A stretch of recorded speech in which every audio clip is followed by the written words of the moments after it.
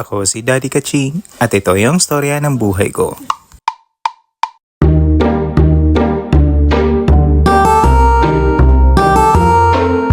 Hi Kaching!